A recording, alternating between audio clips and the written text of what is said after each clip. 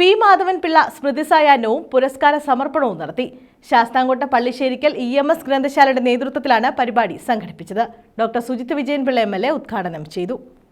Sasthamkotta Pallisserikkal EMS ഗ്രന്ഥശാലയുടെ നേതൃത്വത്തിലാണ് P Madhavan Pillai സ്മൃതി സായാഹ്നവും പുരസ്കാര സമർപ്പണവും സംഘടിപ്പിച്ചത്. കാഞ്ഞിരംവിള കാഷ്യൂ ഫാക്ടറി ജംഗ്ഷനിൽ സംഘടിപ്പിച്ച പരിപാടി ഡോക്ടർ സുജിത് വിജയൻപിള്ള MLA നിർവഹിച്ചു. പലപ്പോഴും ആ ഒരു കാലഘട്ടത്തിൽ സമരങ്ങളുടെ കാലഘട്ടമായിരുന്നു.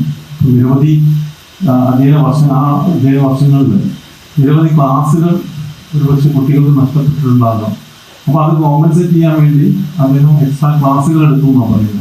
അനുസ്മരണ പ്രഭാഷണവും പുരസ്കാര ജേതാക്കളെ പരിചയപ്പെടുത്തലും PK അനിൽകുമാർ നിർവഹിച്ചു. EMS ഗ്രന്ഥശാല പ്രസിഡന്റ് R കൃഷ്ണകുമാർ അധ്യക്ഷത വഹിച്ചു. പി മാധവൻപിള്ള പുരസ്കാര വിതരണം കവി കുരീപ്പുഴ ശ്രീകുമാർ നിർവഹിച്ചു. ഈ ദ്രാവിഡത്വം എന്നുള്ളത് വളരെ പ്രധാനപ്പെട്ട ഒരു കാര്യമാണ്. ദ്രാവിഡത്വം എന്നുള്ളത് നമ്മൾ മറന്നു പോകുന്ന സംഭവമാണ്. വാസ്തവത്തില് നമ്മളുടെ സിരകളിൽ ഒഴുകുന്ന രക്തം ആദി ദ്രാവിഡ ജനതയുടെ രക്തം. ഈ ആദി ദ്രാവിഡ ജനത എവിടെയുള്ളവരായിരുന്നു? ചരിത്ര പുസ്തകങ്ങൾ നമ്മളോട് പറയുന്നത് ആ ചരിത്രം ഇപ്പം മാറ്റിയിരുന്നു. സിന്ധു നദീ തീരത്ത് താമസിക്കുന്നത്.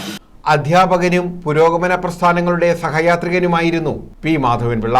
സമ്മേളനത്തിൽ professor Jayalakshmi, S Sasikumar, P Antony, VN Sadasivanpillai, AK Shankar, E Yusuf Kunju, C Latha, E Yasim തുടങ്ങിയവർ പങ്കെടുത്തു. News bureau, Sasthamkotta.